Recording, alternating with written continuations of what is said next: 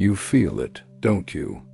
That strange sense that you are more than the version of yourself.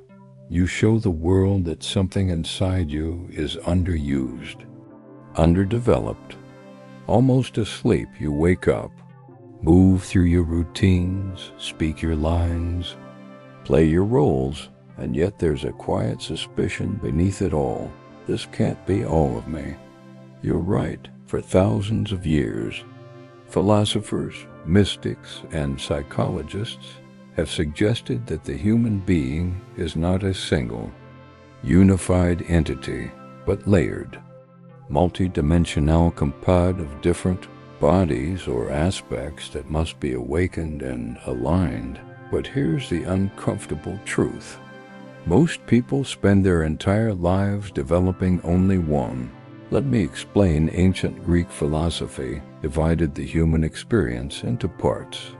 Plato spoke of the rational, the spirited, and the appetitive soul.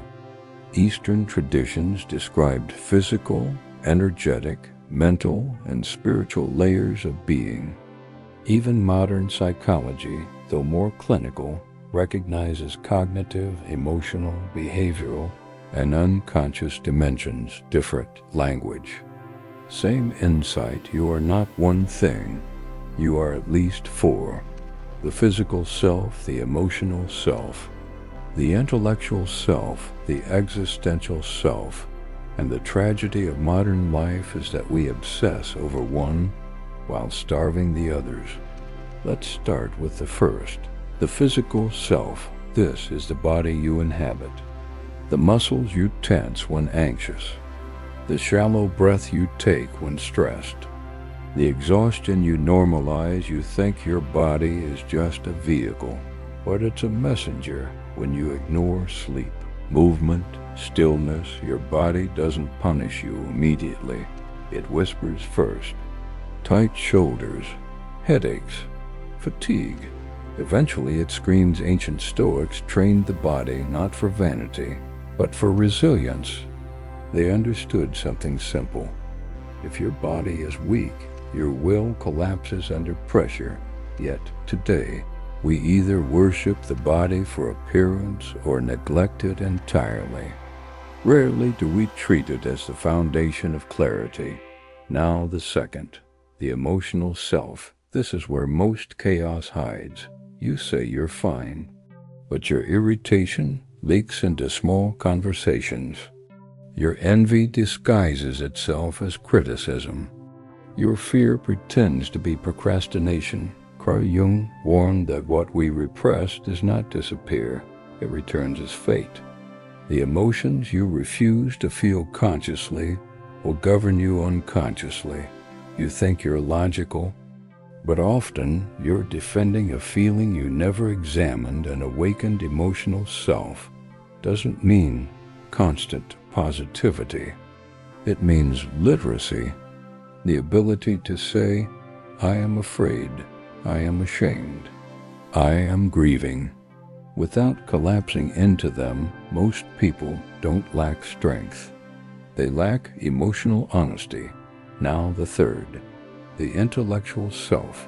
This is your capacity to question, to reason, to examine beliefs rather than inherit them. Dietrich Bonhoeffer once observed that stupidity, not malice, was the most dangerous force in society. Not low intelligence, but the refusal to think independently. It's easy to absorb opinions. It's harder to challenge your own. Ask yourself, when was the last time you changed your mind about something significant? If the answer is rarely, your intellectual self may be asleep. Nietzsche demanded self-overcoming, the courage to dismantle old frameworks and build new ones. Not because change is trendy, but because stagnation is spiritual decay. Now the fourth and most neglected, the existential self. This is the part of you that asks, why? Why am I here? What is worth suffering for? What would make this life meaningful? You silence this self with distraction. Endless scrolling, endless noise, endless urgency, because existential questions are destabilizing. But here's the paradox. Without confronting them, everything else feels hollow. You can have physical health, emotional balance, intellectual sharpness, and still feel empty if you never address meaning. Viktor Frankl, who survived the Holocaust, observed that those who endured the unimaginable often had one thing: a sense of purpose beyond their immediate suffering. Meaning is not a luxury. It's oxygen. Now here's the twist most people don't expect. Awakening these four selves is not about gaining control over reality. It's about losing the illusion that you already have it. When one self dominates, distortion occurs. If you overdevelop the physical self, you become obsessed with appearance and performance. If you overdevelop the emotional self without discipline, you drown in sensitivity. If you overdevelop the intellectual self, you become detached, arrogant, cold. If you overdevelop the existential self without grounding, you drift into abstraction, disconnected from daily life. Balance is power, and power, real power, is integration. Imagine a chariot pulled by four horses. If one runs wild while the others resist, the chariot spins in circles. Plato used a similar metaphor to describe the soul. Harmony wasn't optional. It was necessary for direction. Look at your life honestly. Which self have you invested in? Which have you neglected?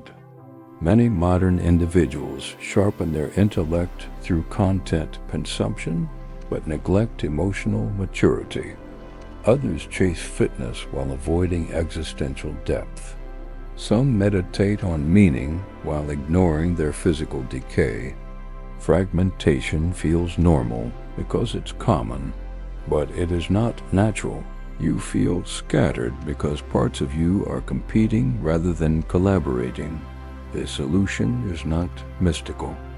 It's disciplined awareness. Train the body not to impress, but to strengthen your vessel. Examine emotions, not to dramatize, but to integrate. Sharpen the mind, not to win arguments, but to see clearly. Confront meaning, not to escape reality, but to anchor yourself within it. And here's the most uncomfortable truth. No one can awaken these selves for you. Not a guru, not a book, not a viral video they can point. But you must practice. You must notice when your body tightens in fear. You must sit with emotions instead of numbing them. You must question ideas you once defended blindly. You must carve out silence to ask why you're living the way you are. Awakening is not dramatic. It is repetitive, small corrections, daily alignments, and slowly something shifts. You feel less reactive, less fragmented, less desperate for validation.